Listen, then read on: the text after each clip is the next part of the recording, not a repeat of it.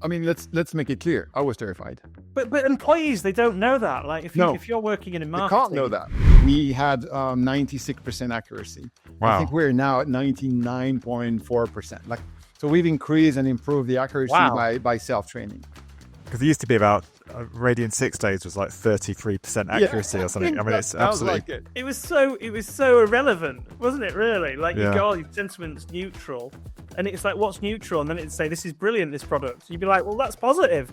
You're usually a horrible person, and people want to sue you and all that stuff. You don't want to be that horrible person, but you just don't know better. Well, we've never had a family of mistakes before, have we, Chris? That was excellent. Hiring the wrong people, ignoring best practices, fumbling pricing models. Emeric Ernoult, founder of Agorapulse, has made every mistake in the book, but he's still built one of the world's top social media management platforms. If you've struggled with proving social media ROI or are scaling a software as a service business, then this episode is for you. Emeric bootstrapped Agorapulse without funding, going 3 years without a salary. He spent a decade building the wrong product before pivoting to what customers actually needed. But even then, he had to battle high churn, a crowded market, and leaders obsessed with vanity metrics over real ROI. In this episode, he shares his biggest hiring mistakes, costly go-to market fails, and how he finally cracked social media ROI. Plus, he reveals why Hootsuite and Sprout Social copied his social media inbox innovation, and how Agorapulse is helping marketers prove their impact today. So, as always, sit back, relax, and let's hear how Emeric created a social media management platform with no funding. Enjoy. Emeric Ernoult, welcome to the show. Yeah, I'm glad to be here. Thanks, Chris. So, I've been aware of Agorapulse for quite a while, and weirdly, we were looking through the notes and saw that you've been going nearly 15 years, and so has Prohibition. So that's quite interesting. We've both been going about the same amount of time. How did you get into running a social media management company? It's a very, very long story, so I'm going to try to make it very, very short. I started my entrepreneurial career in 2000, July of 2000. I was a M&A lawyer before that. And in July 2000, the company started a product that was already SaaS, even though SaaS was not coined as a term in 2000. It was ASP. And it was already social media, even though social media was not coined as a term. It was community. So we had a software that will allow you to build your own community online. And we launched it in January of 2001. And we struggled with this for many, many years because it was way too early and it was in the wrong language in the wrong country, in French in France. We should have done it in the US in English because there were software that were doing the same thing that we were doing, but 4 years after us and in the US market in English. So we fell and struggled with this for almost a decade until we saw the rise of Facebook and everybody wanted to be on Facebook. Nobody wanted to use our software and build their own community online, but everybody wanted to be on Facebook. And one thing getting to another, we started to build apps and contests on Facebook. And then we embedded all these apps and contests into one platform. That's how Agorapulse was born. And we realized that apps and contests and sweepstakes and quizzes were a very, very bad business because it was super high churn. People were coming for a contest and an app and then were leaving. And we looked at the market and said, okay, who do we sell to and what do they need on a daily basis so they don't leave? And we realized that we were selling to community managers that were buying our games and apps and contests and promos. And what they needed is to respond to people, their comments, their messages, to post content and to measure if it was working. And that's basically how we pivoted the first time in Agorapulse that was focused on games and contests and promos to an Agorapulse that was focused on social media management. That's my long story short. Okay. And how many in 2025? How many social media managers are using it? We are around 30,000 with 7,000 customers, company customers, and within them there are 30,000 users. And so will your competitors be like Hootsuite, absolutely, TweetDeck, Sprout Social, and Hootsuite in the US? TweetDeck even exist anymore? Which one? TweetDeck. It doesn't exist. It must be ZDeck. Yeah, TweetDeck was acquired by Twitter and then shut down by Musk. That doesn't sound familiar. Okay. And Hootsuite, who would else be in 2025? Because the market's there was loads of them, wasn't there? There was quite a few social media management tools, and I think the market has trimmed down a bit, hasn't it? Yeah, a little bit on the top end, on the high end. On the bottom end, a lot of players have popped up in the past 5-6 years from countries where labor is cheap and they could build, decent software for a very low cost. So the bottom of the market is very crowded right now, and it's especially complex and competitive because Meta has its own thing that's entirely free. It's not great, but it's good enough. And for many, many small businesses, it's good enough for free. So the bottom of the market has changed a lot, and the top of the market has consolidated a bit. Yes. And what is it about Agorapulse then that's meant you're nearly 15 years old? I mean, obviously there's something about it community managers love. What's the real value you kind of bring people? Yeah. Well, first of all, you have to realize that what people love year 2 and year 3 is not the same thing as year 10 and year 15. So what people loved in Agorapulse has evolved over time, and you constantly have to adapt and reinvent yourself. What made us successful in the early days, early years, that is 2014 until 2017, 18, was we invented the social media inbox. So when you look back in 2012 and 2013, every social media management software were like Hootsuite in its early days and TweetDeck, Collins. And we looked at that and we said, this is a very, very ugly and chaotic way to manage your incoming content. People are used to a way that's much more manageable, in our opinion. That's email. So let's organize incoming content from social media like an email inbox. So we built something that was chronological, comments, DMs, every type, reviews, anything that's going to come from social that requires your attention, or you need to reply, you need to assign, you need to handle the communication and the conversation, is coming in a chronological email inbox like. And in 2014, we were the only software doing that. That led us to go from 0 to 5 million revenue. If we had not done that, we would probably be at 3-4 million, like many others who did not invent anything. And obviously, everybody copied this from us. Sprout Social copied us 2 years later in 2016. Hootsuite copied us in 2019, 6 years later. And then everybody else and their sister is doing a social media inbox today. We're still the best because we were the first. So we kept iterating on that. So I think ours is still the most efficient, the most effective. But that's what took us to 2018, 2019. Then we didn't really have a unique differentiator for the 2019 to 2021, 2022. That was quite the struggle in terms of differentiating and messaging and positioning. And in 2022, early 2022, we invented our social media ROI measurement. So basically connecting to Google Analytics, we're able to go very granularly telling you which message, which reply, which post, which tweet is generating what kind of conversion, what kind of downloads, video views, like anything you want to track that you're already tracking on Google Analytics for. And I filed a patent for this in the US. So that was our new innovation. And now that's what's setting us apart, it's part of our philosophy that social media is amazing, but if all you get is followers, likes, and shares, the CEOs and CMOs and CFOs are going to not give you their best money, budget, people. So we want to help social media managers really prove that what they're doing is worth doing and get the respect and the budget from the C-suite. So that's our ambition and our vision, and that's what we innovated since 2022.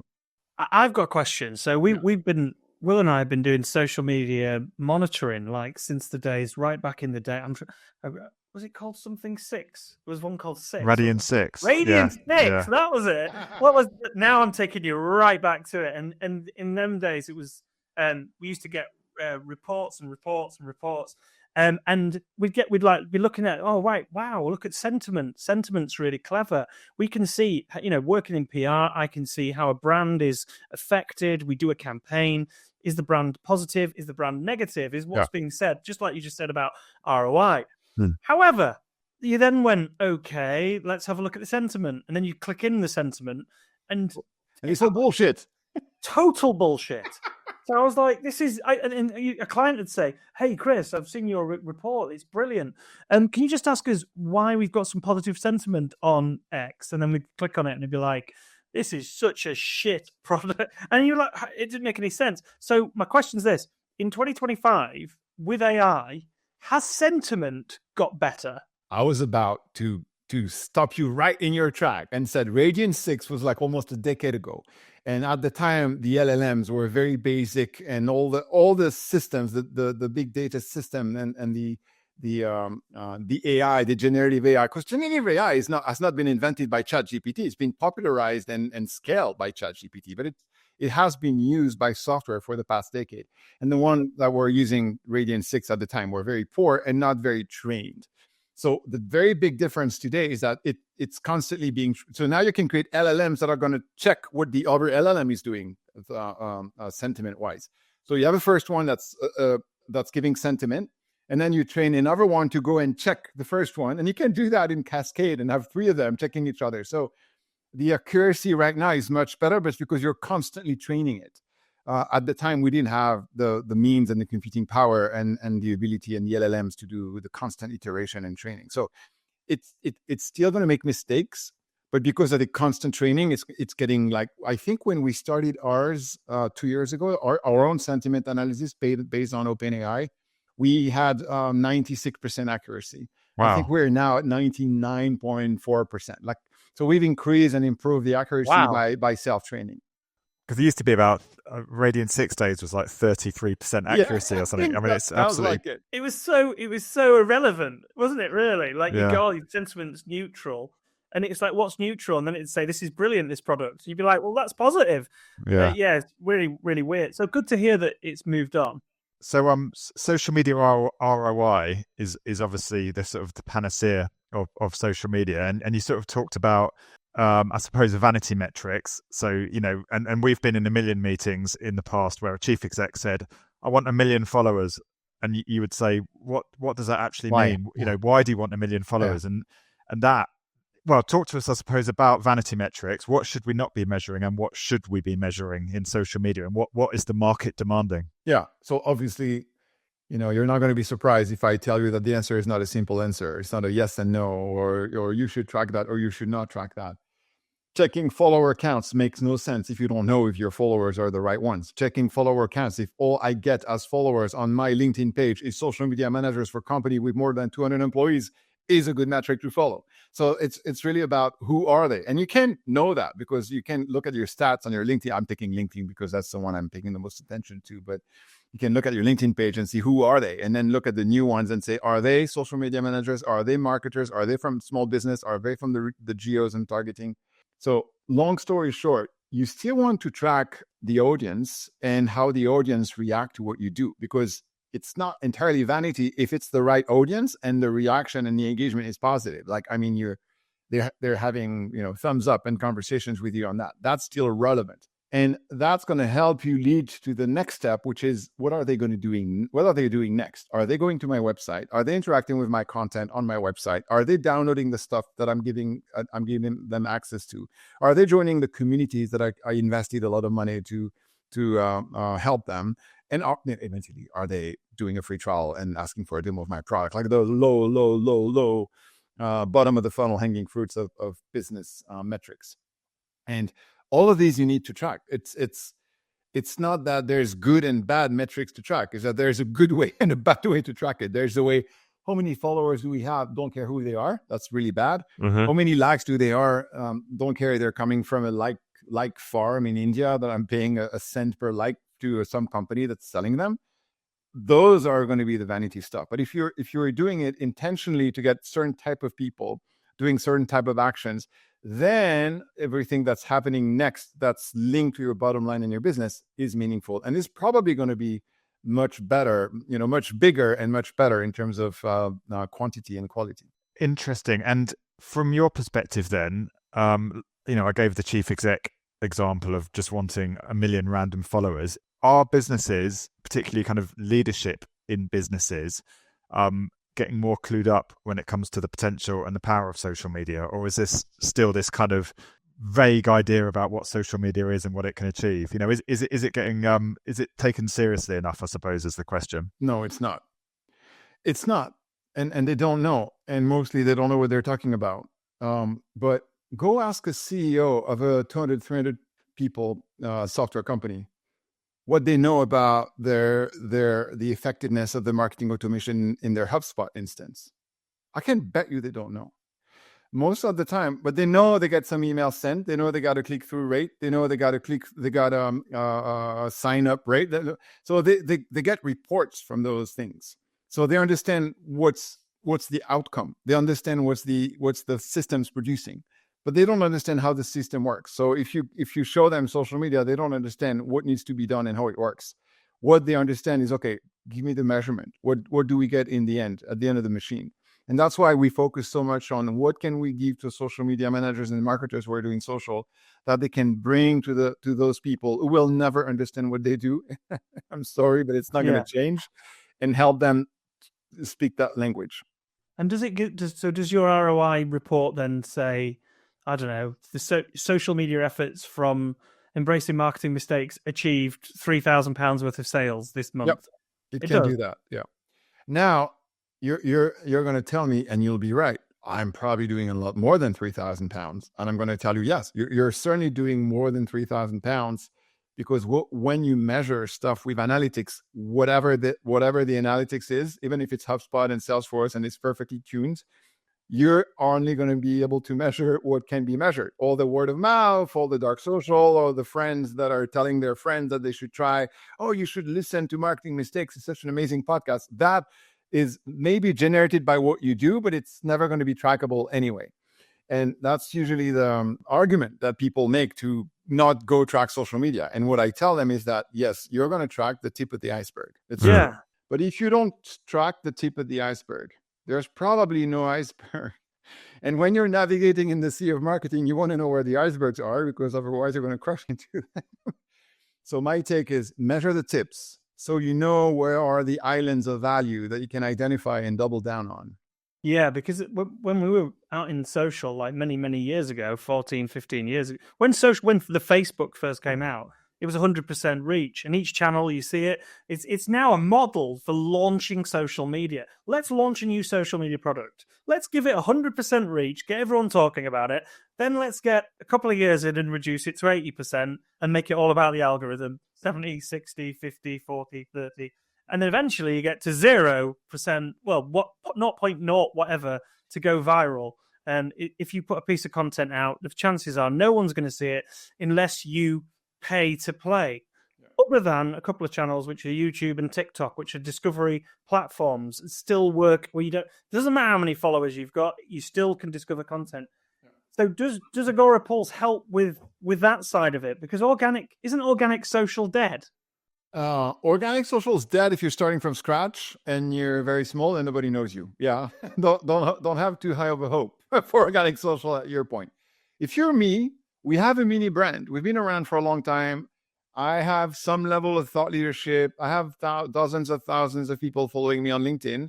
So what we do, for example, my social media manager, she creates content for me that she posts on my LinkedIn that I validate. Like I make sure it's what I want to post.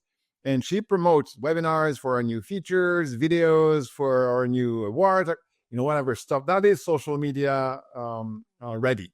She's not posting, ask for a demo, try us for free, because that kind of stuff is not going to work on social media organically. Maybe unpaid, and not even there. But all this stuff that's informational, how we have something new, we have a use case, we have a customer testifying, but sharing what they've done, how it worked. That works quite well because people want to learn from peers. So, and she uses my account, not only our brand account, but also my account and all our C-levels account and all our marketers account, because we have a CRO is quite well known here in France. So just not using one channel, which is our brand channel, but using everybody's channel who has some reach. And then now she's able to track what I am generating, what my CRO is generating, what our marketers are generating. And granularly, overall, altogether, we got dozens and dozens of subscribers to that new webinar that is presenting this new feature. And she can see if I am worth the effort. she knows what my account is doing and her account is doing. So that's where organic social works. But obviously it took me years to build my following and my thought leadership and for people to trust me. That's quite interesting to hear you talk about that. And I think a lot of the conversations we have in the corporate world is about how, not just how a brand can can shout about itself on social, but how those individual thought leaders within a business, and it's the two working together, isn't it? That Of course. that is really effective these days. Yeah. Is that true on other platforms? I mean, I know on LinkedIn that's the case. Do you get much? I suppose do you get business leaders on other channels that isn't LinkedIn using them as individual thought leadership platforms, or does it tend to be restricted to LinkedIn? Yeah, I think it's mostly LinkedIn. There will be rare cases where you have Facebook or Instagram or X, but it's really rare. I mean, the majority of people who want to leverage their team members or their leaders to spread the words about the company and its product is mostly going to be LinkedIn. Or it could be YouTube as well, if you do shorts. If you like to do shorts. If you like to do shorts, you can do YouTube, TikTok, and Facebook all at once with us. Will will like this. Will, I just put one of the clips from my one of our latest podcasts on a clip. We put a clip on my TikTok, and one of the comments. It's not me speaking, by the way. It's a guest, and one of the comments on the video is, "I'm going to use this as my next sleep aid." Nice. Actually made me laugh out loud. We'll take that as a compliment. Yeah, it's engagement. I'm taking it. It's engagement. So you bootstrapped the business. You haven't taken funding and things to get started, which is quite a brave move in the software as a service, and with social media moving so quickly. What have been like the issues that you've had with not raising funds, or did you just grow so fast that it was cool? Okay, so this sounds very glamour. Let me tell you the truth. I didn't raise money because nobody would give me money. I like that. This is the truth. I tried to raise money because it was really, really tough growing a business without any external funding. And the way we made it through was I didn't pay myself for almost 3 years. So my wife paid for everything. I was working for free. And so did my co-founder for a little less than me, but for probably like 1.5 years or 2 years. So the way we made it is that the co-founders, who were both the CEO and the CTO, so the two most productive people in the company when we were like 5 or 6, were not paying themselves. So that's the only way we made it through. When we hit break even in 2015, after that, the rest is history, because once you reach break even, then you have cash. You can use your cash to fuel your growth. And from that point forward, we kept adding cash into the bank because we kept being profitable and adding cash to the bank account. So from there was no need. And many people came to fund us, and I was always looking, I don't know what to do with your money. So I don't want to dilute myself because I don't know. I do not have a channel of growth where money is the lever. The lever is unfortunately time and knowledge and the right people. And that money does not accelerate that much. So for us, at some point, it didn't make sense to raise money. That's quite inspirational. You didn't take a salary for 3 years. Yeah. Well, you have to have a wife that's very supportive. Let's put it this way. Yeah, I haven't got that. Sorry, Lisa. No jokes.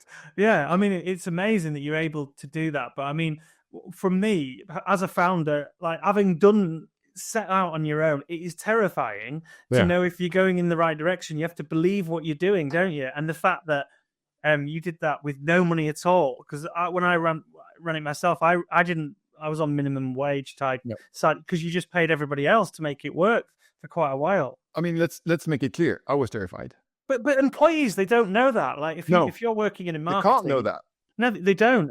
And you think, the business owners, they've got it easy. They don't. They don't have it easy. You don't want them to know that you're terrified, because otherwise they're going to run away. Yeah. You can't get the employees. I love that. I love the honesty of this. So on this kind of steep growth trajectory you've been on, have you made any, can you think, I know we don't, no one makes mistakes here, but can you think of any mistakes you've made along the way that you kind of look back and think, I would have done that differently, or I've made a million mistakes. I mean, the number of mistakes I've made is crazy. I can probably count the number of very smart things I've done in my 2 hands, and the number of mistakes I would need several buddies to count them. I think I'm going to try to categorize them by families of mistakes. I think family of mistake number 1 is people. It's always people. The worst for every business owner and every entrepreneur, it's always people. It's not being clear on who you need. That's mistake number 1. not taking the time to write down, okay, I need to hire a marketer. Okay, what for? What are they going to do? What do you expect for them? What is the expected outcome? How are you going to measure it? What do you want them to do day in and day out? Oh, what does that require in terms of knowledge? How can you test that during the interview? All this logic of who you need and what do they need to achieve. And in order to achieve that, what do they need to know and who do they need to be? I'm going to tell you, for 10 years, I didn't do any of that. So I kept hiring people who were wrong fits because I didn't think through what I actually needed. That's mistake number one. And that's a very passion of mine. My next business is going to be about helping entrepreneurs solve for that because it was such a huge mistake. And it's so hard to do when you've never done something. How do you know who's going to be good at doing it, right? It's really, really hard. The second mistake is, I know it in my gut. The person's not going to make it, but I'm going to hire her anyway because I don't have anybody. Like, I've done this one more than I should admit because it's a shame. So going against your guts when you're hiring someone that you know it's not going to make it. The third one is you've done that, you've hired them, and then you're going to take 3 times the time to let them go, or you should let them go now, and then you keep them. And then it's excruciating for you, for them, for the team. So you're basically a horrible boss and a horrible leader when you do that. So these are the people mistakes. Not talking about performance, not defining performance, not having direct and sometimes hard conversations about what performance is for the person, what they need to solve, not coaching them, not mentoring them, not holding them by the hand to show them what's the direction, all the things that a leader should do. And when you're a new leader, you don't know how to do these things. So you're usually a horrible person and people want to sue you and all that stuff. You don't want to be that horrible person, but you just don't know better. And the second types of mistakes are mistakes about not following best practice of your industry. Like you're trying to be creative on something. Oh, pricing. Everybody does 3 prices and they organize them this way and so on and so forth. Let's do pricing completely differently with cursor when you can do this and you can do that. Our first pricing was impossible to understand. And people were signing up for our product. It was back in 2013, 14. They were signing up to our product and the drop off were crazy high. And we're like, why are they not going on in the sign up funnel? Why are they stopping defining the price? Because we didn't give them a price. We said, oh, price, it's up to this and starting at that, but find out what your price is going to be by signing up and moving cursors and giving us number of profiles and users. And no, people don't want that. They want to look at a pricing page, say it's 99, it's 49, it's 199. You have this and that, and how many users and how many profiles. Okay, I know how much it is. I know how much I'm going to pay. I'm picking this plan and I'm signing up. So don't invent the wheel on the basics, on the things that people don't want to figure out, don't want to think about. So that's just an example. There could be plenty others. That's the second big family of mistakes. And then it's product mistakes, left and right. I think go-to-market mistakes are the hardest because when you've never done a go-to-market, whether it's product-led growth or it's inbound or it's outbound sales, cold calling, like all these partnerships, all these different ways you can go to market, when you've never done them, what you need to do as a founder, as a CEO, you need to find the people and the team who's going to be able to execute on that, against that. But when you've never done this go-to-market, when you've never led your company to sell to enterprise with an outbound sales motion, which is something I have never done, it is the hardest thing on earth to assemble the team that's going to be able to do that. And that's where you make the most mistakes. And that's where I've wasted the most energy, money, company valuation for sure. And I don't know how to solve for that unless you spend a lot of time with peers who have done it before you. You spend a lot of time with people who are CMOs, CROs, VP of sales, who have done it without you. But I've done that too. And still, it's not the same to hear from someone who's done something, this is how I've done it, and do it yourself.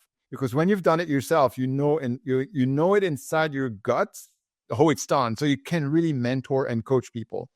When it's coming from someone else, it's not that easy. So I would say those are the 3 tremendous, expensive mistakes that I've made. And I'm where dozens of millions of euros have been wasted because of those.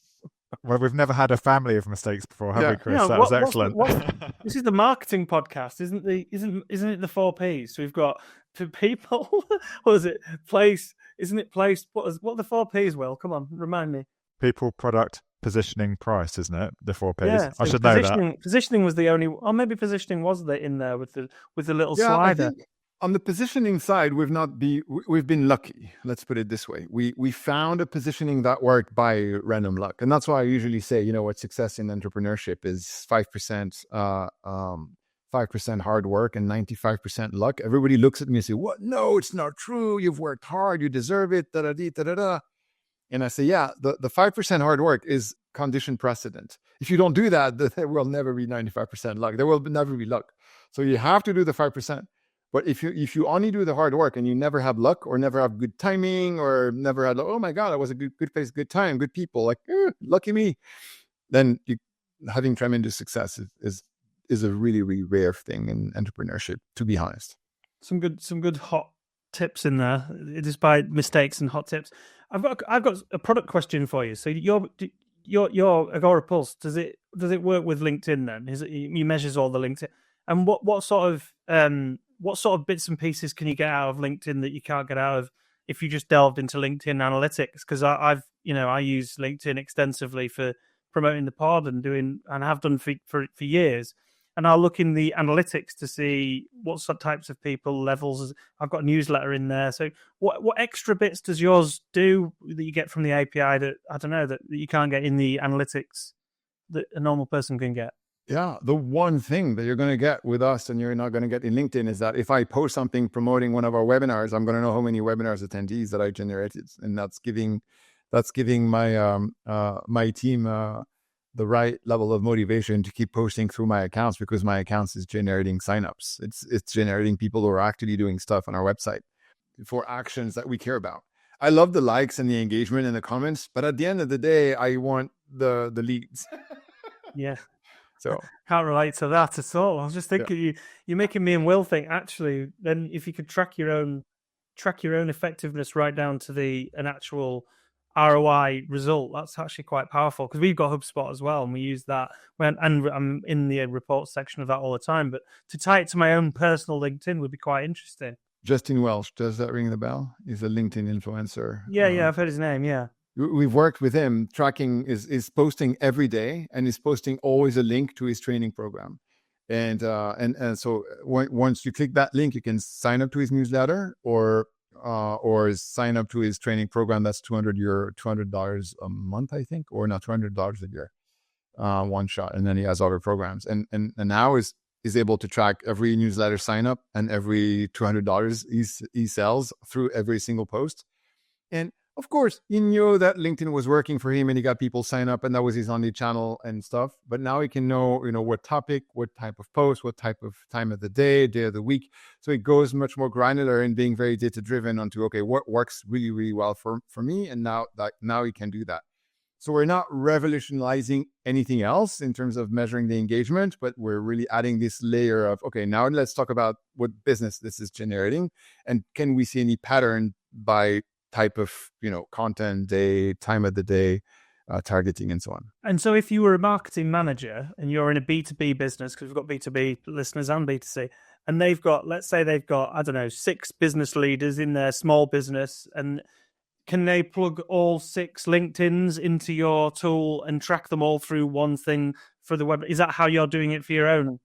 Yeah, and also what they can do, if the company posts something on its brand account, they can then share it with all the leaders and say, can you go, so they can do 2 things. They can either share it with all the leaders to say, here's my post on LinkedIn. So once the post is published, they can ask people to go and engage with it and comment and share it and so on and so forth. So you basically take an existing post that the brand has done and you ask the team to go and engage with the post and share the post. Or you're sending them the content and you're asking them, can you post this on your own LinkedIn? So then, and you can track both. Like you can see if additional engagement is getting you more reach, which is the case. I think we measured almost 5 times more clicks on the posts that were engaged with by the team. So the brand was posting something on LinkedIn and we asked the team to engage. When we did that, the post got 5 times more engagement and clicks and wow. and results. And the other way to do that is like you're asking everybody to share, and then you have an individual shareable link for everybody. So one thing I find it very fun to do. We use that with HR. So when we're hiring people, we obviously post a job ad on LinkedIn, and then we push that link to all the teams that are relevant. So if we are hiring a developer, we ask all our developers to share the post on their own LinkedIn. If we're hiring a marketer, we ask all our marketers. And then we look at who brought which candidates. Right. And our ATS, which called Team Tailor, you can create dedicated link, and you use that dedicated link for each post, and you're able to know who in the team brought which candidate. And you can basically give prizes and rewards to, hey, Chris, you brought the candidates that we hired. Good for you. Here's a weekend to Vienna. So you can start having fun with that kind of stuff. Interesting. So, this might be a difficult question to answer, but at a real macro level, from your experience, what social network is best for organic engagement? Is there one that's terrible, one that's amazing, or are they all about the same these days? Obviously, it's not the same for any kind of business. I think for a B2B business, it's LinkedIn for sure. B2B businesses are doing very poorly on Facebook. They're doing very poorly on X. They can do okay on Instagram, but usually not so much. And really, the ones that are really working is LinkedIn. But if you are a fashion company, Pinterest can be amazing. Obviously, Instagram is a no-brainer. You have to be on Instagram if you're in fashion. If you're in travel and hospitality, Instagram absolutely is crushing it. LinkedIn's not going to do much. Yeah.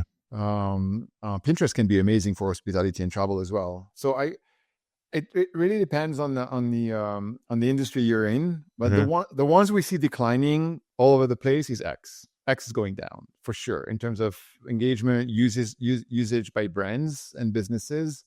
Brands and businesses are using X less and less.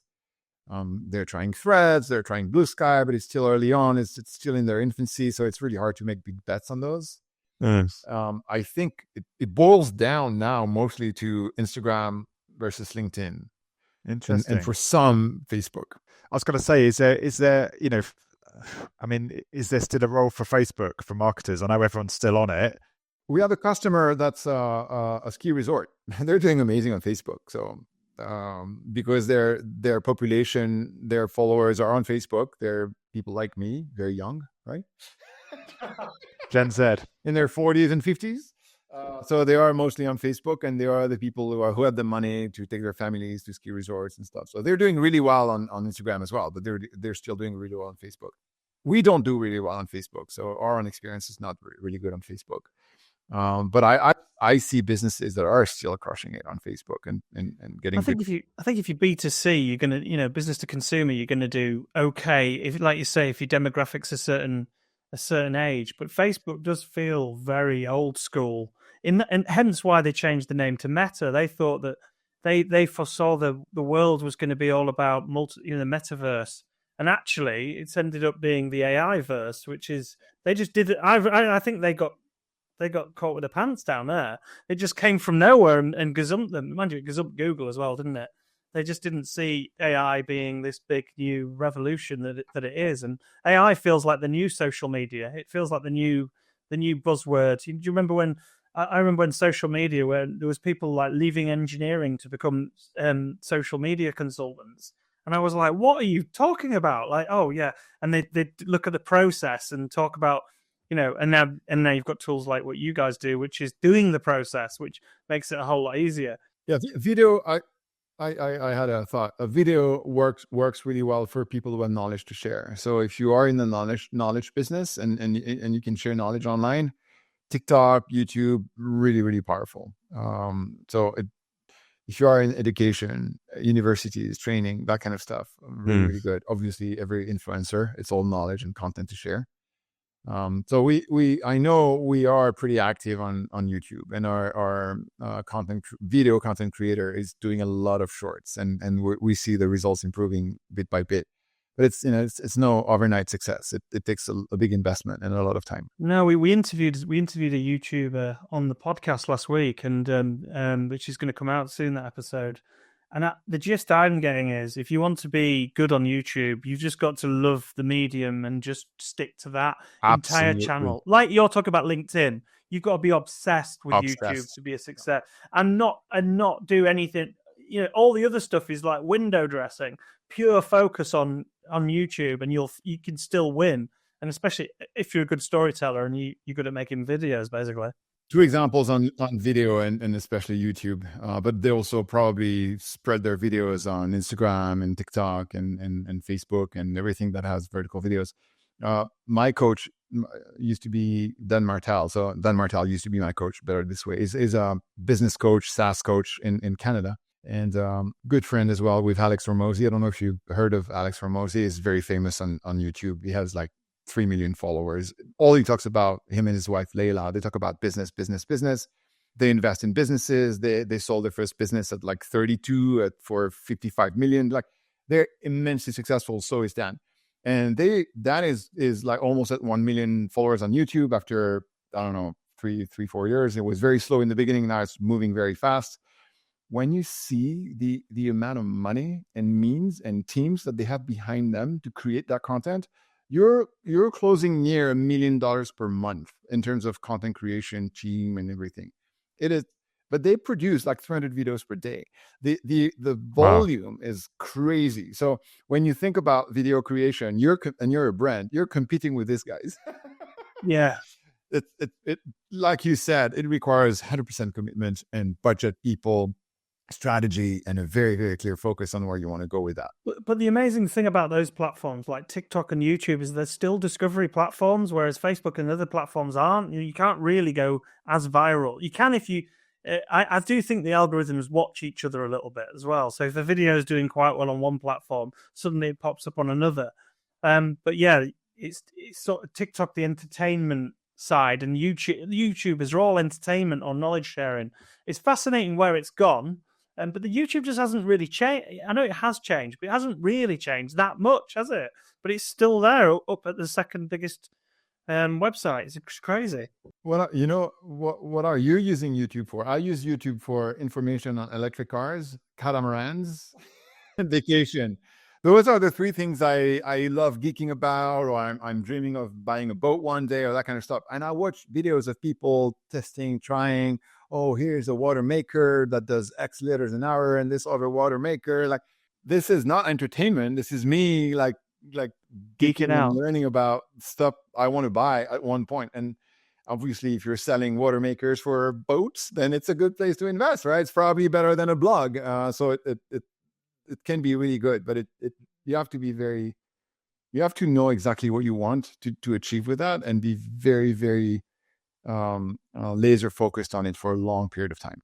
So sort of looking ahead then, so you talked about the enduring role of YouTube. Facebook's potentially plateauing a bit, aging demographic. X is probably on its way out. What will the social media landscape look like in the next 5 years? What are you seeing? What's your predictions?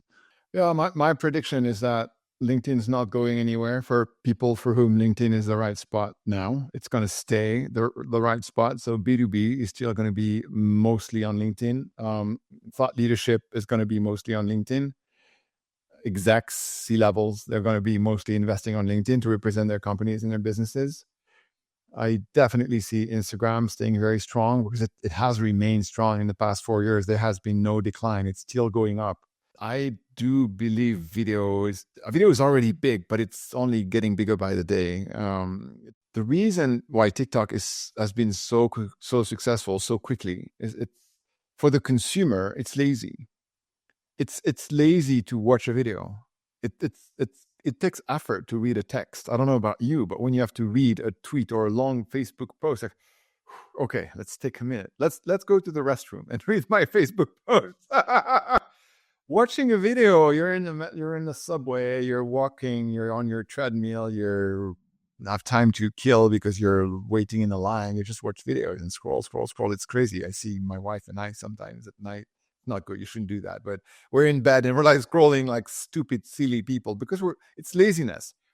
And that's not gonna change. People want to distract themselves and they do scroll for videos. It doesn't mean the videos are all distracting. Some of them are interesting or insightful, or they are the kind of stuff you want to learn. And that's where brands like us or like yours have to think about, how can we be in that feed of scroll and make them remember us because we shared something with them that's like, that's interesting. I didn't think about that.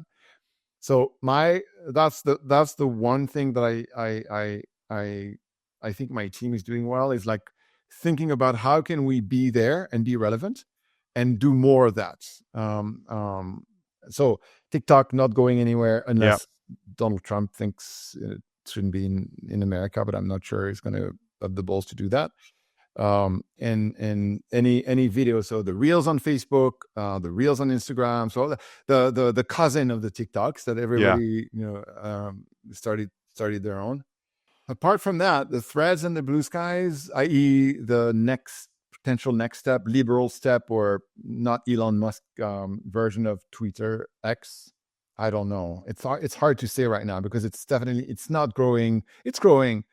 And there has been spiked because of the election of Donald Trump and all that, but sustainably, I wouldn't bet on that. I'm a very bad predictor. I don't want to give you predictions because I've made mistakes in making predictions all my life, but I wouldn't bet on that. I predict that Elon Musk will still be coming out top in everybody's on Twitter profiles. If so, how can one man get so prolific on one platform? Well, just buy it, because he seems to appear in everybody's feeds now on Twitter. On what do you call it now? I want to call it Twitter. Everyone still calls it Twitter, but X. Yeah, it's now. X is such a bad brand. Yeah, he's really ruined it, which is a shame because it was a brilliant brand. I think Blue Sky will win because I think Blue Sky is a better product than Threads. But then, yeah, it'll be interesting to watch because Threads have got Meta behind them. So who knows? Who knows? Yeah. It's hard to make a good bet on those two for sure. I'm genuinely interested in testing out your LinkedIn measurement tool. I think I wouldn't mind giving that a play. We've never used it. I might have to give it a. Is that a premium user that does that? Yeah. I can cut something out for you. Oh, right, okay. Well, we'll give it a test to see how. Because we use LinkedIn, we'll do it for this podcast episode and see how it goes. I can give you the friend and family discount. Oh, right, okay. Excellent.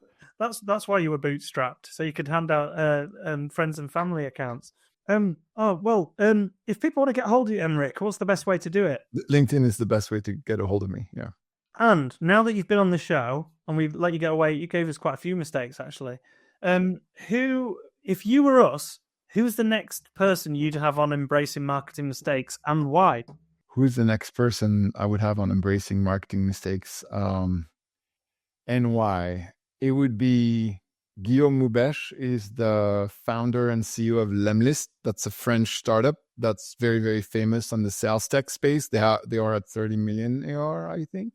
And he has an amazing journey, very successful, and he's really, really good at just sharing the successful bits of it. He's really, really good. So when you listen to him, it's, oh my God, it's so successful. It's amazing. But I know, because he's like you, he's like me, he's made a ton of mistakes, and I'd love for him to share them. Our job to find out what they are. I can make an intro. I can make an introduction for you. Yeah, make an intro. I'd love to get him on the show. If he's good at telling stories, that's what this is about. That's great. That was brilliant. Yeah, that was excellent. A little bit different, but really good, really interesting.